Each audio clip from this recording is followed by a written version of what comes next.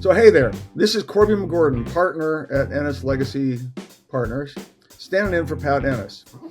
I'm here with co-host Walter Dial of GRF CPAs and Advisors. Our mission here on the podcast is to provide you, the business owner, with subject matter expertise on topics pertaining to building transferable or sellable businesses and for planning your eventual exit from the business. We want to help you build a business that's transferable and then exit successfully on your own terms and conditions. So, selling a business is a lot like selling a home.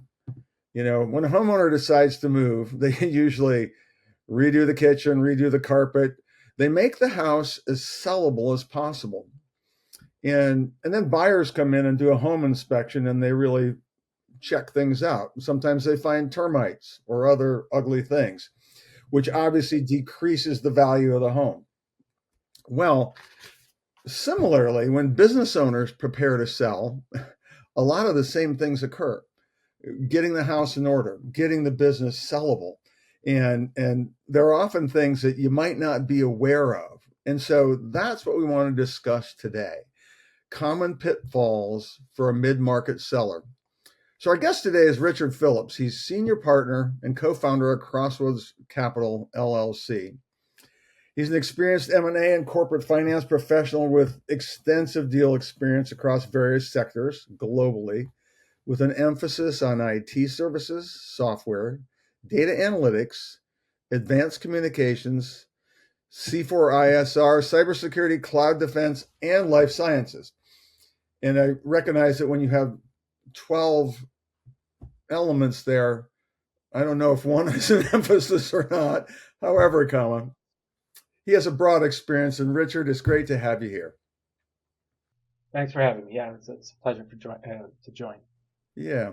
So we're just going to have a conversation. And so just to start with, broad brush, you're selling a home, you know, you're going to look at the kitchen, the carpets, etc.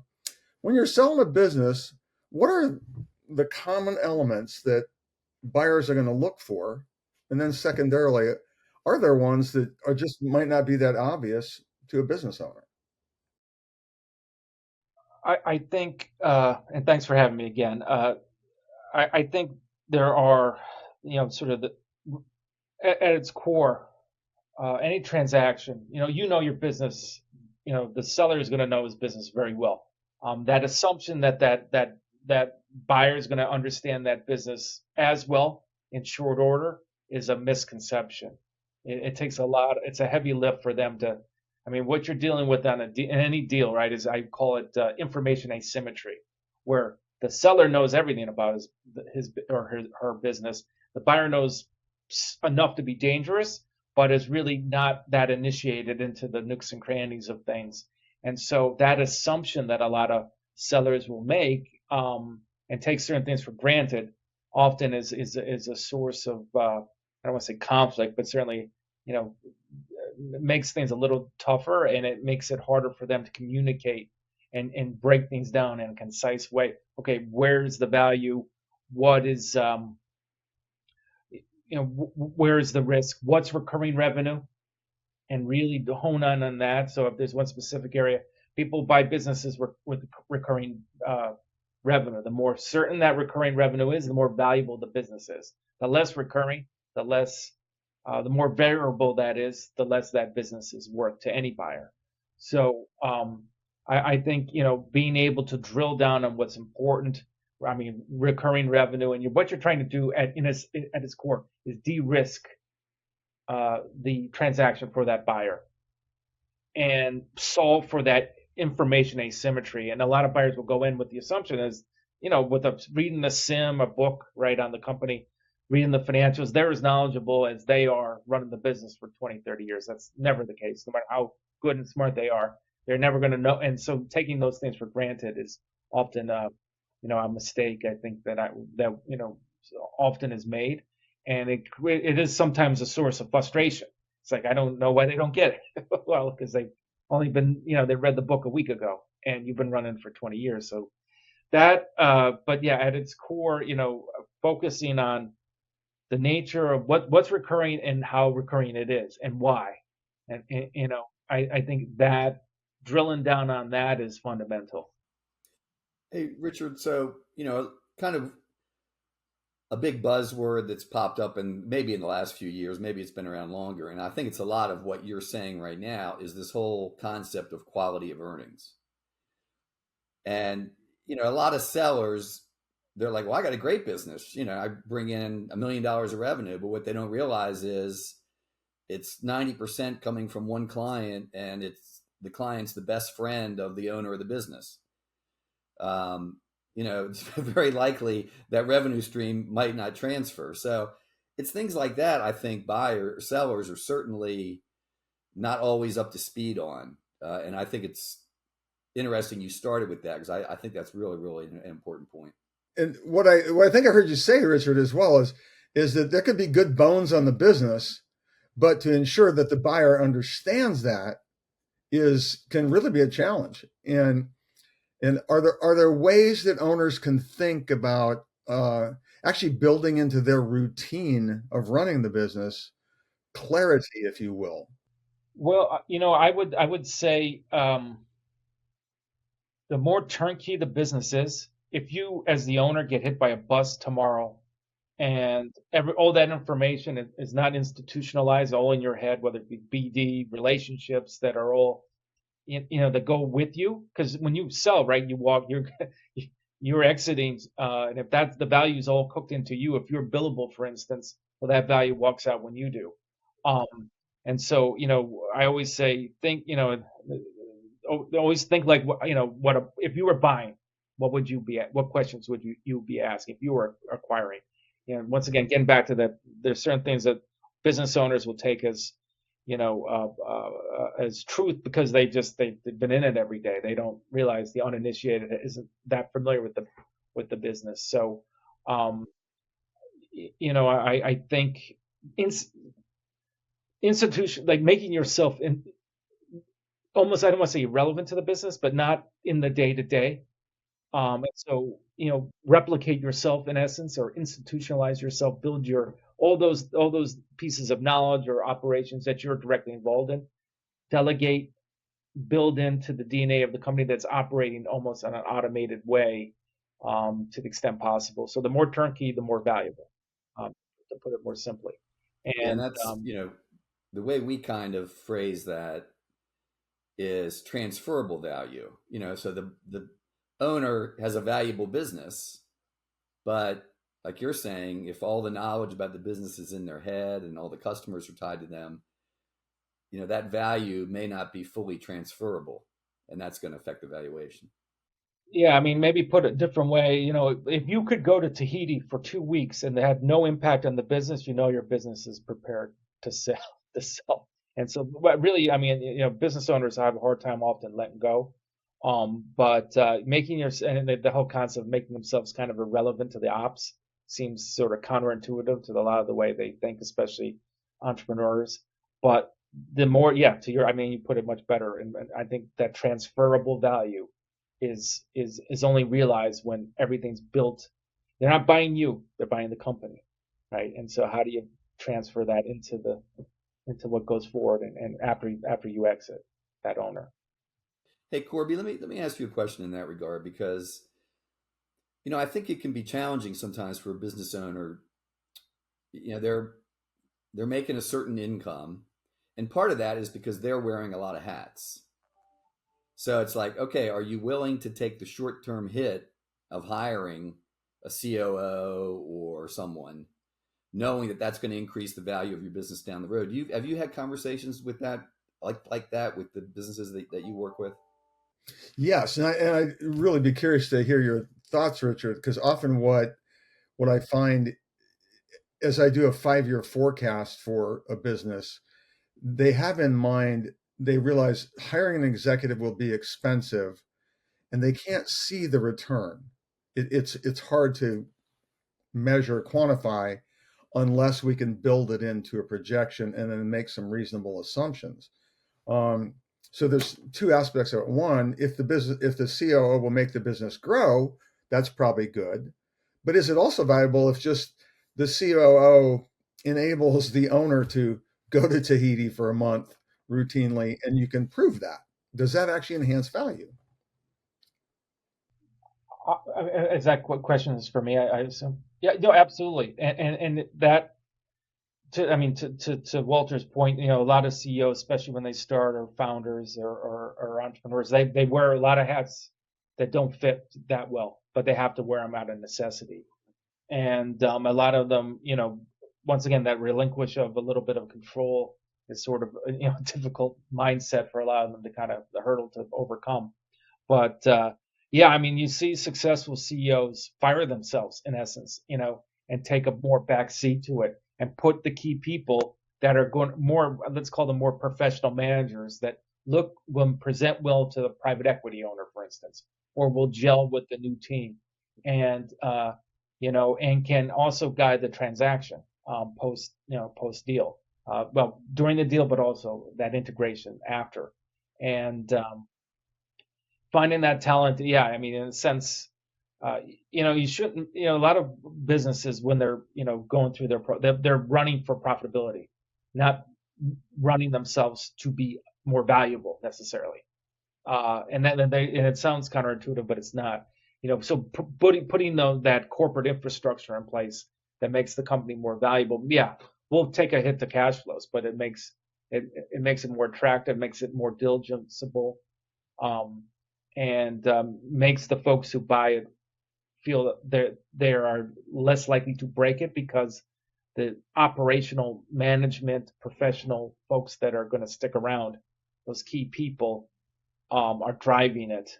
And that investment you make has, you could read that into, you mentioned that it's hard about, it hurts profitability. It makes EBITDA go down. But I would argue that, once again, we're de-risking a transaction for a buyer. And that's what justifies higher multiples and a better consideration with structure, more cash, for instance, right? And less earnout, less equity roll. Maybe you want equity roll, but with better consideration.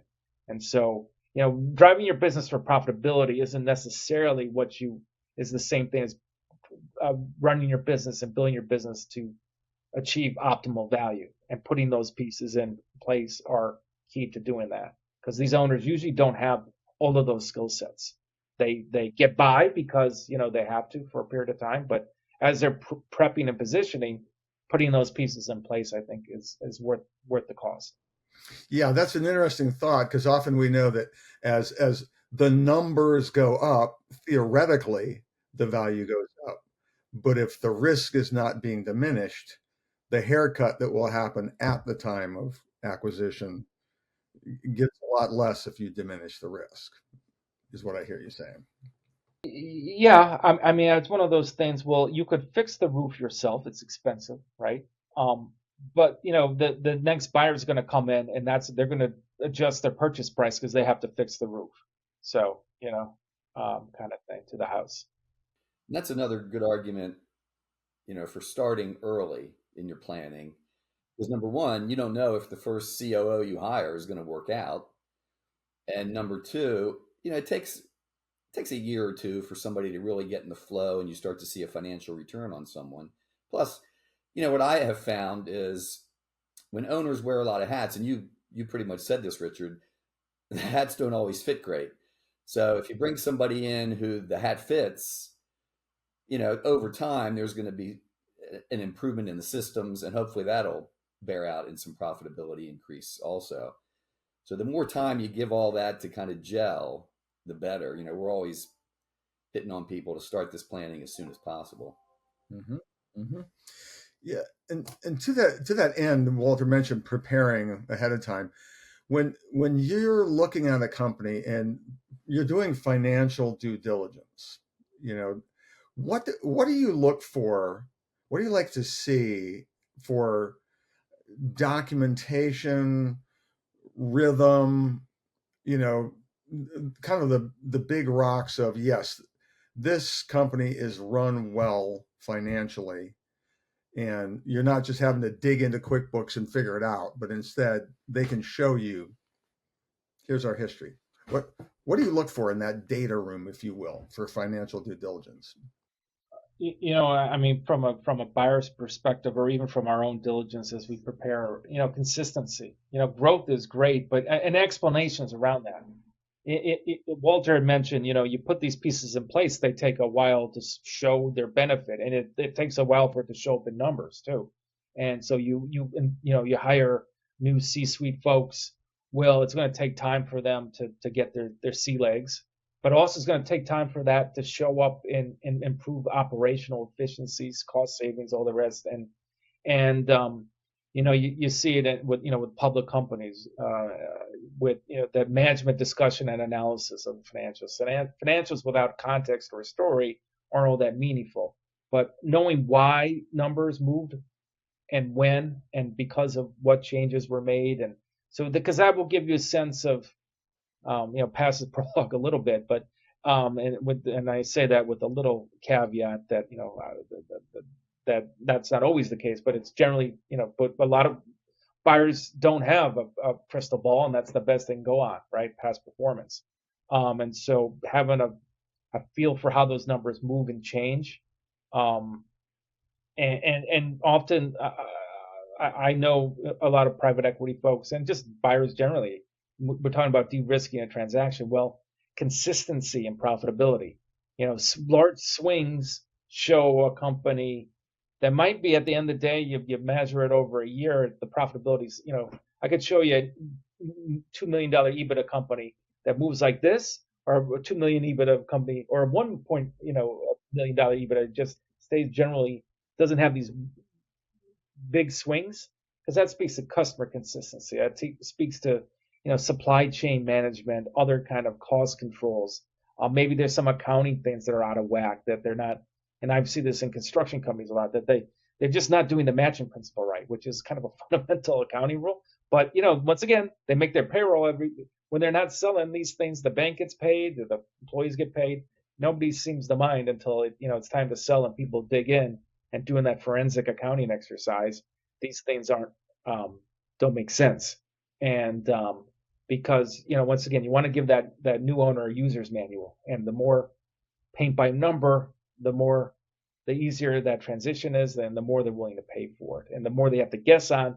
It's going to affect what they offer, because they're going to punt on that, and they're going to say, well, if I can't wrap my heads around that, I'm going to have to discount accordingly.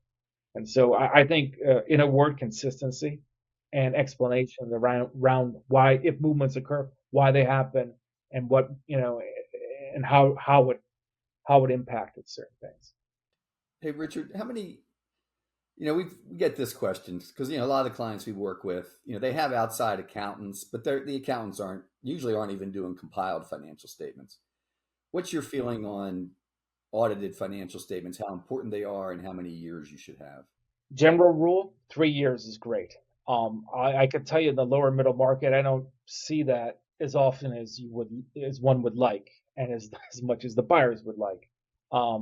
So from a standpoint of financial analysts that they'll go in and sort of the audited financials don't have a lot of functional improvement for me to really understand the business, from modeling it out, understanding the moving pieces. Q of E is far more interesting and far more valuable to me than that, right? But at the same time, that they've gone through a diligence with a third party de-risks the transaction for me. Then in and of itself, it doesn't give me more valuable information that somebody's looked at this, and that thing that matching principle we discussed. Well, they're putting things in the right buckets. Now, unfortunately, when I look at an audited statement, from a financial analyst standpoint, I can't really break up the buckets and see the dynamics as well. That's why management reports are actually more useful in that regard, that are much more granular, or like the general ledger or something. I'm going to recreate the financials. But that somebody went in and with the proper accounting function, a CPA or what, and with the proper accounting standards and principles, looked at them, gave them that approval, that stamp of approval, from a standpoint. Yes, this was the matching principle apply. Now, it doesn't say the books then either are in themselves correct, or they're correct to GAAP standards. And that de-risks, I mean, from a bank perspective, right? From an underwriting perspective, you could probably borrow more against that business. A bank is willing to lend more against that. So what it does is it makes it more valuable, even though it doesn't give me more information as a financial analyst, as an investment banker, as a PE analyst, what have you. However, that once again, that diligence check by a third party who does this, in a very objective way, that isn't in the company is helpful, and I think it does add value. Does it add more information? No, but it adds. I think that once again de-risks the transaction and gives me a sense that at least somebody's looked at it and approved and said, okay, these are, there's that analysis or that look is helpful. That makes sense. Let me ask you a question about organizational structure. So when a business owner comes to you to sell his business, do you like it when they're LLCs? Is that your preference or not necessarily? I see, in the GovCon world, most are going to be LLCs that I've run into, or as sort of have an S corp structure, so they're basically same. I don't have a preference, and look, once again, a company sells on capability and cash flow, and replicable business, and IP around that perhaps. And so, yeah, the structure doesn't. I never found it to matter all that much. Now, if it's like in an ESOP or something, yeah, that's going to complicate things, and it's in essence it's already sold. So, but what I mean, most companies I'll look at will be their now the next buyer, PE or otherwise, might want to put into a C corp or something like that, but I've usually not seen it matter in a transaction, and the majority of companies will look at, maybe because it's a GovCon thing, are going to, their legacy legal structure is an LLC typically, and it's not problematic in a transaction. I mean, it's another wrinkle, but it doesn't. I don't think it has that big of an impact. Yeah, and when you're dealing with GovCons, it's important, obviously, that the contracts transfer. So does that mean they're always buying the stock of the company? Usually it's a stock deal, yeah, because when you get an asset deal, now you got you got to novate contracts and SBA has to go back in and look at them. So I mean, in not all cases, but very often they are stock deals for getting around the difficulty with novation and some of the affiliation rules. And so once again, but that's not, sometimes people are just buying contract, like somebody's got an Oasis, they're on pool 3 and they're just not using it and they just want the vehicle. And so sometimes that's the rationale for a deal, and they don't want they just want the vehicle. That's what the whole transaction rationale is. So majority, yeah, I mean, we're looking at, stock deals. But sometimes, you see them structured as asset deals in I forget was it H10 election where you do it as basically it's an asset deal, but it's a stock deal, but you do it as an asset deal for tax purposes. And I can't speak to tax sort of, strategies on doing these things. In fact, I'm not even allowed to. So I'll probably stop talking about tax issues there. But typically, it doesn't matter. Buyers, they'll structure NewCo accordingly, and but most are doing stock deals. To answer your question. Yeah, Richard, you just touched on one of the reasons why someone would buy a company. There's a particular vehicle they want or whatever.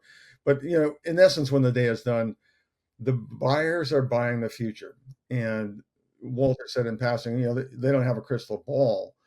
But speak to, if you will, is there a benefit to a company trying to sell that has a forecast that goes out? They've got a really solid backlog tracking, BD pipeline, all those kinds of things. Does that enhance a buyer's perception of the reality of the future? Yeah, of course. I mean, and we talked about that sort of, that being able to de-risk a transaction and know what revenue is on the horizon, and you assign it a P-win rate, whether it be it's a recompete or there's backlog and waterfall. So this contract's going to work out for another 3 years. And so how much of that revenue is going to recompete in the next 18 months, right? So that is revenue that is less than that is going to be at risk or more at risk than the stuff that's out further in the calendar. That's going to recur, right? So you're going to, not only this, everything in your pipeline and your backlog is not equal, right? The stuff that's going to fall off sooner because that has the most recompete risk, but the stuff that you have that has another 3 years of runway, okay, that is going to be treated and thought about different, and that's going to, and again, de-risk a transaction, the more weighted to further out and the recompete, further out in the calendar that is at risk revenue. So yeah, I mean, I think people look at these backlogs and will, sort of that timeline, and that's how they kind of think of it, and how much. Okay, 80% of this work is going to recompete in 9 months. Okay, that work is at risk, and will it transfer? Well, that is a much more difficult diligence leap. And like, okay, will they recompete? How well do they know the customer? What is the value of the past performance? The contracting officer, we're going to need to talk to that customer and more deeply than we would if there's 4 more years of runway on it. Mm-hmm, mm-hmm. Yeah. Then say a company is not a GovCon and they're a services company or whatever that they've got a pedigree, they've got a track record, but unlike federal government where they got a base year of 4 options, what can an owner like that do to show that the future is still bright rather than kind of saying, well, I don't know. Yeah, well, I think to the extent I would look at on a change of control, okay, is this a handshake agreement? Which a lot of companies we talk to will have those kind of things, right? But how sticky is it? What is that competitive landscape? If they did change, who would it be? And why would they stick with the new owner? And is there maybe a barrier to entry? Is there convenience? Is it too expensive to change? Is it just, we're the only supplier in North America, or we're the only supplier in, Indiana, so there's nowhere else to go, or there's less places to go, and it's time consuming, and it's going to be, kind of cause a lot of friction to change those business arrangements. So I think once again, it's a matter of that measuring recurring revenue by how hard it is for those customers to go somewhere else. Um, and so I guess past performance is part of that. How long you've had the relationships, the nature of those relationships, are they contractual or are they some volume sort of agreement? Is it a personal relationship? And will that, and if it's only built on that, that's good. But okay, we're going to need that owner to kind of shepherd that transition where that relationship is much more going to need a hands-on uh, sort of hand-holding process for them to get comfortable with the new buyer. And so I'm going to need that business owner to kind of help that transition, right? And that's much more important. And so it's really the nature of the work. I mean, I guess the most recurring thing you could imagine would be like a SaaS company, right? Where you could measure it almost to I don't want to say to the dollar, but your churn rate because that's what you've experienced historically. You have this many customers. This is the average customer sort of revenue per customer, what have you, contract value. This is how long it goes. We charge monthly. We have this many net adds. This is our churn rate. So in month 16 in our timeline, we're going to have 5,000 customers. They're paying $200 a month. We could, and it's not, as long as that churn is not completely out of whack with historic numbers, as long as our customer ads aren't out of whack with what we experience and the costs that go along with that, I think, those things, measuring, based on past performance in that regard is helpful. And then you also have a gauge and being able to, and kind of we'll talk about churn for a SaaS company. It's having a gauge and having a good read on your KPIs and having them measured regularly and being able to communicate those. It's like, oh, what's your churn rate? I don't know. Well, that's not a good answer if you're selling your company. That should be like top of mind.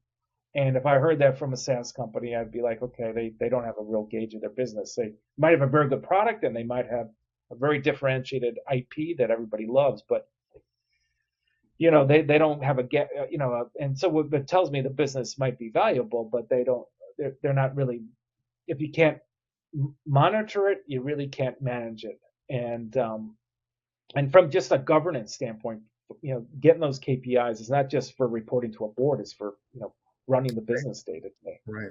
Yeah. It's interesting that you touch on that, because what I had in mind is we have a client that they do annual projects in the construction industry. We just ran a report that showed 80% of their clients have been with them for more than 5 years. They sign annual contracts, but it was a statistic that the owner was actually not aware of until we ran the report. But it would seem that would enhance, the potential for the future. And just simply does some information like that and being able to say, this is our retention rate, does that kind of de-risk the deal for a buyer? Yeah, it mitigates, right? Because like the buyer's always going to say, trust but verify. It's like, okay, I believe you, but that worked for you the last 5 years. They don't know me, and they could walk away tomorrow. And I have to think that has to go into my thinking, because, oh, by the way, I have to pay a debt service on what I'm buying your company for. I have equity partners. And so how do you once again, get a gauge of that? And it's, Richard, as we're wrapping up, this has been a great discussion. Really appreciate you coming on and taking the time. I think our listeners have really benefited. Is there anything you think that our listeners need to hear that we didn't cover? I thought we did a pretty good job, but just want to make sure we don't leave anything out that you feel is really important. Well, just to finish the thought I was making, because I kind of lost my train of thought a little bit there, but once again, you want to have mitigating. No business is perfect. Every business, I've never seen a business that didn't have significant amount of hair on it, that had customer concentration issues. Have explanation, mitigating circumstances. Like, yes, and be proactive about it. It's like, yes, 70% of our customers are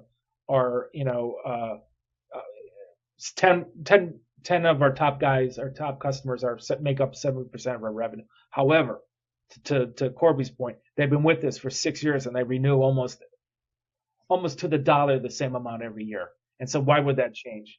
And then have mitigating explanations and things that would alleviate that concern. It's like, yeah, well, look, it's a handshake agreement, but they've never done less than $10 million a year of volume with us. So why would that change? And if you want to talk to that customer, we'll at a post LOI, we could have that discussion. But I would be proactive about the pain points that may not be concerning to you as a business owner, but would be alarm bells for a buyer. Customer concentration, the nature of recurring revenue. That, yes, you as a business owner, you're not losing sleep over it, but the new buyer might, because they're going to shoot first, ask questions later, and so have explanations, mitigating circumstances, reasons why, yes, it's a concern, but this is why it's less a concern than it may appear on the surface. Great, it's been really great. So, Richard, how can our listeners get in touch with you? Well, I guess you could reach out to me via email. Find me on LinkedIn. I post every so often with content at Crossroads Capital. R. Phillips at Crossroads CapitalDC.com. But once again, we love to talk about. I mean, as Corby mentioned at the top of the call, I love to talk about these things. We love to, create better sellers and more educated, more prepared sellers, I should say, because you know how to run your business, but you may not be. You sell a business once or twice in your life, and so nobody's an expert on it necessarily. And just because you know your business like the back of your hand doesn't mean you could run a process without some preparation and some real critical thinking about who's interested and where they're going to see value and where they're going to see problems. And to your point, Walter, it takes a lot of time, and the longer you take, the better prepared you're going to be. Fantastic. Thank you very much, Richard. We really appreciate it. Okay. Thank you, John. And listeners, if you want help in maximizing the value of your business or planning for your eventual exit, You can reach Corby and Pat at 301-859-0860. You can reach me at 301-951-9090. You can also access resources at grfcpa.com and exitreadiness.com. And thanks for listening. If you've benefited from today's episode, please consider liking and sharing it on social media. And as always, this is Walter Dial and Pat Corby signing off.